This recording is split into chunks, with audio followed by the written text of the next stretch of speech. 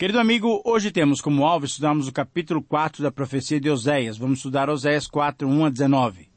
Quando lemos esse capítulo, é necessário ainda relembrar do contexto do livro e da profecia para que possamos entender claramente a sua mensagem. Oséias e Amós podem ser considerados entre os profetas menores os maiores profetas menores. Eles foram verdadeiros gigantes da fé, pois proclamaram a palavra de Deus no 8º século antes de Jesus, pregaram, proclamaram, disseram a verdade de Deus aos ouvidos de um povo entorpecido, de um povo orgulhoso e de um povo com o coração soberbo pela sua prosperidade. Um povo completamente infiel à aliança que tinham acertado com o Senhor. Tanto um como o outro profeta foram sacudidos em suas vidas pessoais, pois experimentaram os sentimentos de Deus para com seu povo. Sentimentos de profundo amor, mas também de juízo diante de tanta desobediência e desvio das leis divinas. Embora se mantivesse fiel à aliança firmado com os patriarcas e com o seu povo, logo depois da libertação do Egito, e mesmo tendo o seu amor inconfundível como característica marcante da sua natureza, Deus percebeu que o povo era infiel. Mas Deus, sendo justo, ele deveria trazer o seu povo a juízo.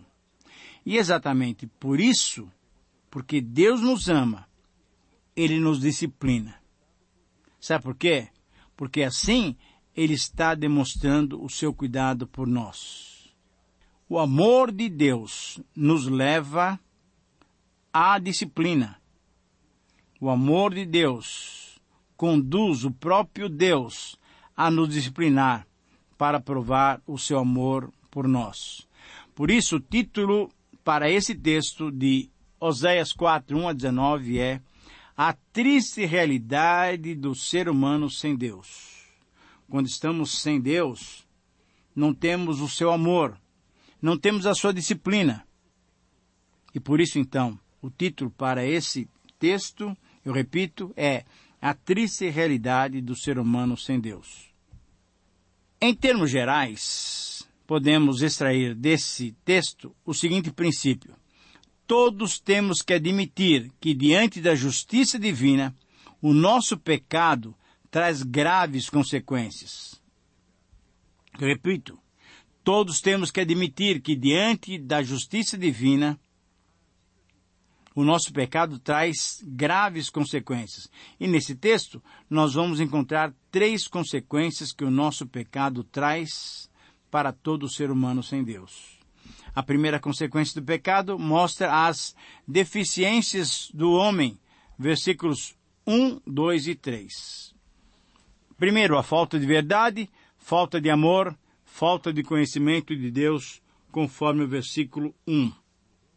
Mas também mostra outras deficiências, a prevalência do perjúrio, a prevalência da mentira, a prevalência do matar, do furtar, do adulterar, do arrombar e do assassinar, versículo 2. E como consequência, há luto, há desfalecimento, há perecimento. O sofrimento atinge a terra, os animais, as aves e os peixes. Na verdade, a natureza sofre pelas deficiências espirituais do homem, conforme o versículo 3. Nos versos 1, 2 e 3, eles iniciam um breve oráculo que contém uma demanda divina contra o seu povo. A profundidade dessas palavras pode ser percebida e ser como uma introdução a esse texto que tanto mostra o juízo, como mostra também uma esperança que podemos ter no Senhor. O reino do norte, Israel, estava sendo chamado a responder diante do Senhor.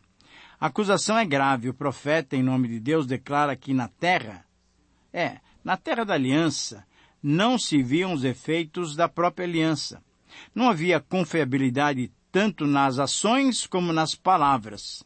Não havia lealdade. Porque o amor mútuo que se demonstra nessas ocasiões, mas não havia nem amor, nem lealdade. Por parte de Deus, é o amor imerecido que Ele nos concede, mas por parte dos homens é o amor que tem obrigações sociais que deveria ser a base para o nosso relacionamento com Deus. Mas se não há amor, não há lealdade. Se não há lealdade, não há amor. No verso 1 ainda se diz claramente que não havia conhecimento de Deus, pois ao desrespeitarem a sua lei, se desrespeitava o seu caráter, a soberania divina. Embora ele fosse o grande rei, ele estava sendo totalmente negligenciado. Ao invés dos efeitos positivos da aliança, havia um caminhar a passos largos para a destruição. Com base, então, nos 10 mandamentos, Oséias mostra como caminhavam para a destruição. Em lugar da verdade, havia o perjúrio, isto é, o uso do nome de Deus em maldições, violando o 3º mandamento. Havia também o engano, isto é, o falsear, palavra usada principalmente nos contextos jurídicos, violando assim o 9º mandamento. Ao invés de lealdade, se via o assassinar, violando então o 6º mandamento.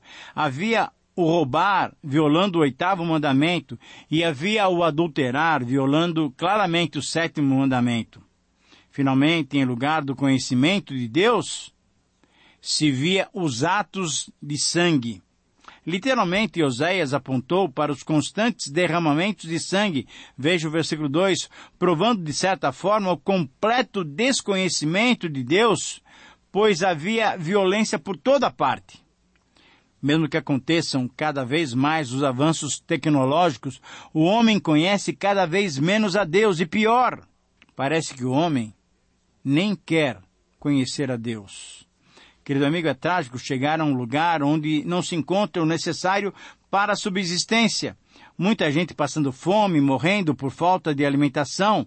Além da terra sofrer essa seca e ser improdutiva, a vida pessoal dos israelitas era seca, improdutiva, e o ambiente era de morte e destruição.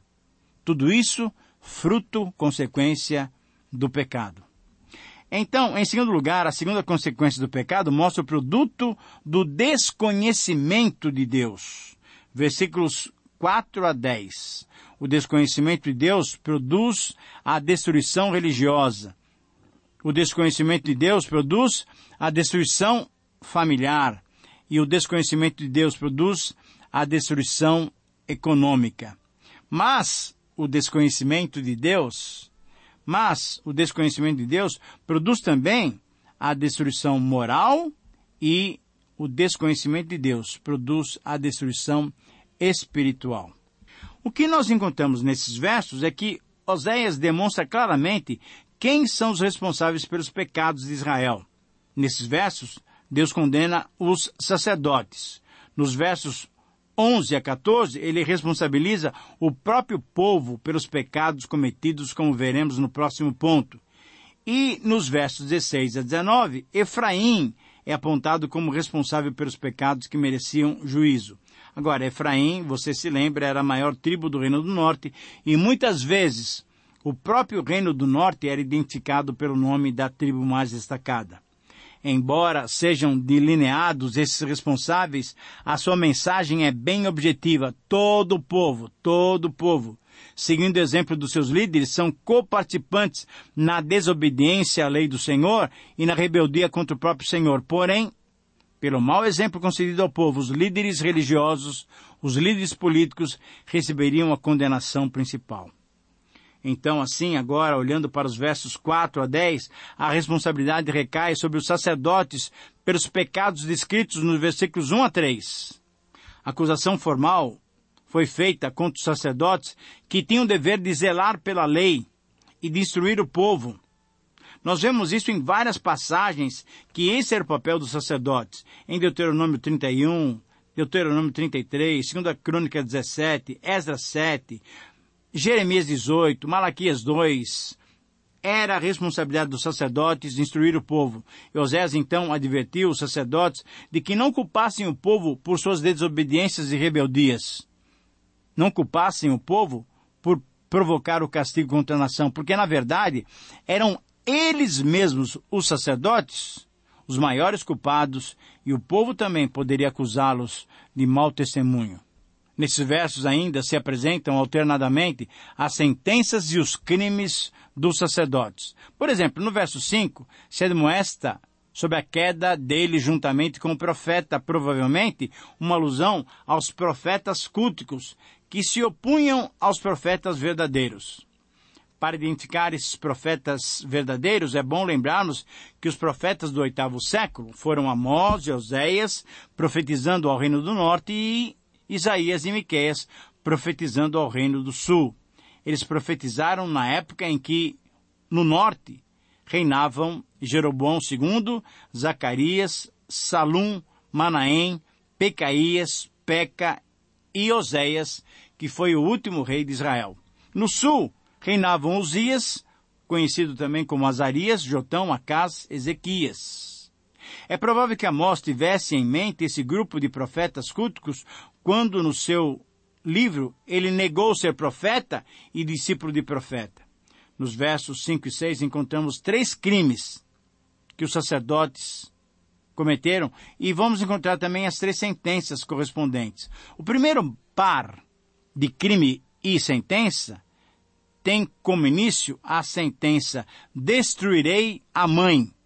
O meu povo está sendo destruído porque lhe falta o conhecimento. A figura da mãe representa a nação, ou ainda uma ameaça à sucessão sacerdotal. Ou ainda, conforme alguns estudiosos, a frase pode significar que a família seria destruída. O crime era a negligência de compartilhar o conhecimento de Deus. O crime era o descaso da instrução sacerdotal da Torá, gerando assim ao povo um completo desconhecimento de Deus. O segundo par de condenação e consequência foi apresentado em ordem inversa. O crime aparece em primeiro lugar. Era o crime de desprezar, de rejeitar esse conhecimento de Deus. E a consequência era ser rechaçado, era ser repudiado, para não ser mais sacerdote de Deus. E o terceiro par, conforme o versículo 6, segue essa mesma ordem. Primeiro o crime e depois a sentença. Era o crime de esquecer a lei de Deus. E esse esquecimento era o pouco caso que se dava à lei. E a sentença condenatória seria bem objetiva. A descendência sacerdotal seria finalmente esquecida. Quando não andamos nos caminhos do Senhor, Ele nos deixa andar nos nossos próprios caminhos. E aí, querido amigo, aí é sério. Aí experimentamos o pior. Nos versos 7 a 10, a culpa, a responsabilidade caía sobre os sacerdotes. No tempo de Jeroboão II, os centros de Betel e Gilgal desenvolveram muitos cultos exuberantes, porém, eram cultos não aceitáveis diante do Senhor. Esses cultos cada vez mais cresciam ao ponto de que em cada alto, em cada elevação do terreno, ali se colocava um ídolo ou um poste ídolo que servia para adoração. Diante dos olhos de Deus, aumentar o número de sacerdotes era multiplicar o número de pecados. E a sentença seria terrível. Eu mudarei a sua honra em vergonha. Que palavra dura, querido amigo. Essa sentença tem o seguinte sentido: já que os sacerdotes deixaram a glória do Senhor para adorar a vergonha de Baal ou os demais ídolos, então Deus reverteria a honra deles, sacerdotes, em vergonha. Por quê? Ora, porque ao invés de ensinarem e instruírem o povo, eles nem se importavam com seus pecados, antes os seguiam com seus desejos carnais. Eles que deveriam ser exemplos e referência, levaram o povo à ruína. Assim como é o povo, assim é o sacerdote. Ao invés de corrigi-los e os encaminharem de volta ao Senhor, as pessoas, os israelitas, não tiveram esse ministério por parte dos sacerdotes. Então, sem dúvida, Deus lhes responderia. E Deus lhes responderia não com bênção, mas com maldições de esterilidade, infertilidade. Esses sacerdotes não encontrariam nem comida nem fertilidade. Deus declarou a razão dessa punição. Deixaram a adoração do Senhor e se envolveram em sensualidade. A terceira consequência do pecado, ela vai nos mostrar algo impressionante mas que devemos aceitar. A terceira consequência do pecado nos mostra a necessidade do juízo. Versículos 11 até 19. O juízo divino é para aqueles que vivem licenciosamente. O juízo divino é para os que abandonam o Deus vivo para seguir os próprios deuses. O juízo divino é para os que seguem na rebeldia e desprezam a Deus. Isso é algo que nós temos que aceitar, porque Deus é santo, é puro. Então vai haver juízo.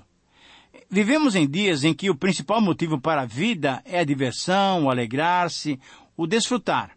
Não se leva nada a sério, há pouca responsabilidade. Encontramos a cada dia pessoas totalmente alienadas, pessoas que vivem uma vida licenciosa, uma vida em que se procura o prazer através da fornicação, do adultério, a alegria através da bebedice, da ingestão de drogas, contentamento através da libertinagem, da idolatria, da adoração a deuses que são mortos.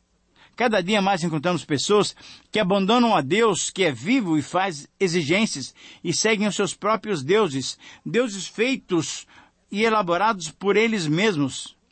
Pessoas que afirmam e creem que cada um tem o seu Deus e que ele está no interior de cada pessoa. Essas pessoas confundem religião com relação e formam os seus próprios deuses. Essas pessoas produzem sua própria adoração e assim desenvolvem uma vida de rebeldia e rejeição a Deus. Preferem permanecer nos seus pecados do que se submeterem a Deus.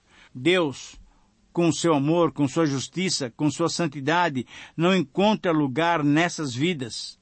Mas, querido amigo, essa é uma descrição, é uma realidade dos nossos dias, como também é uma descrição daqueles dias que antecediam a queda do reino de Israel. A culpa do povo é apresentada nos versos 11 a 14, onde se inclui 2 provérbios. O vinho e o mosto tiram o entendimento, versículo 11. E, no versículo 14, o povo que não tem entendimento corre para a sua perdição. Israel não se corrompia por causa de uma simples embriaguez. O vinho é uma parte dos cultos da fertilidade. Então, com efeito, Deus lamentou: o meu povo consulta o seu pedaço de madeira e a sua vara, o seu galho, lhe dá resposta. Por quê? Porque um espírito de prostituição os enganou. Veja o versículo 12. Por outro lado, o povo se entregava completamente aos sacrifícios e rituais sexuais do baalismo em sua busca por uma vida boa. Seria possível esperar algo de bom de uma sociedade tão dissoluta? Oséias responsabiliza os homens por essa desintegração e pela infidelidade das mulheres. Os homens eram responsáveis, pois eles participavam desses cultos e dessas práticas sexuais dos cultos de fertilidade. Por isso temos essa frase surpreendente no início desse verso, no versículo 14. Não castigarei vossas filhas que se prostituem, nem vossas noras quando adulteram. Veja bem, implicitamente entendemos que o castigo recai sobre os homens, mas sem dúvida podemos interpretar a frase como uma pergunta. Não castigarei vossas filhas e as vossas noras? Se entendermos dessa maneira, a mensagem é que Deus castigará todos por igual, isso é, sem qualquer distinção. No verso 15, há um parêntese, o profeta dirige-se a Judá diante dos erros de Israel. Nos versos 16 a 19, Oséias mostra a culpa total de Israel sem pensar em grupos distintos. A símile que Oséias usa aqui é muito interessante. A vaca rebelde assinala a relação de Israel com o touro Baal. Aí ainda no verso 16, o cordeiro pastoreado pelo Senhor era uma tradição pura e antiga de Israel. Veja o Salmo 23, bem conhecido. Mas se Israel se envolvera com a adoração a Baal, como é que ele poderia esperar que Deus fosse o seu pastor e o guiasse? Por isso, o verso 17 declara que a nação agora sofreria a solidão. Nos versos 18 e 19, temos a finalização desse triste relato. E o resultado é que um vento, um espírito, os varrerá, mostrando de que nada adiantou curvarem-se para os ídolos. Israel, por fim, entenderá que os seus cultos foram falsos e destrutivos. Querido amigo, necessitamos levar a verdade, a misericórdia e o conhecimento de Deus aos que nos rodeiam. Nisso está a sabedoria. Precisamos nos conscientizar de que o mundo necessita dessa mensagem de salvação em Jesus Cristo. Ele é o único que pode endireitar as nossas vidas e transformar as nossas nações. Que o Senhor te abençoe nessa tarefa. Um grande abraço e até o próximo programa.